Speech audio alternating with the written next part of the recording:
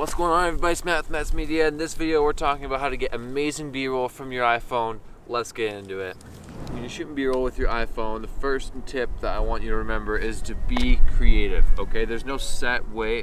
Get creative with your shots. Get close, get far, try rotating the phone around a little bit. Just focus on unleashing who you are as a human being, which is amazing. Tip number 2 is just do not overthink this, okay? This is not a big deal. Shooting B-roll is not supposed to be this stressful thing. Gotta make sure you get that perfect camera angle for it to look good.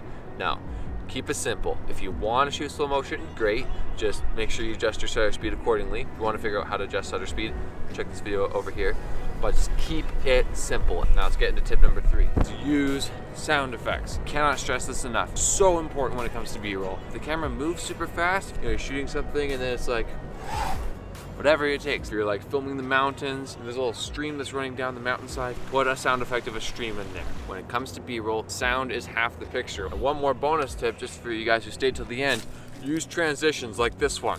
And a transition like that works really, really well for resetting attention and just keeping the viewer interested in whatever you're shooting your B-roll of. One other thing that you should definitely be aware of when you're filming outside on your iPhone is lighting. Outside lighting is extremely hard to work with, but check out this next video because I break down 3 powerful tips that will really help your iPhone footage look a lot better when you're filming outside.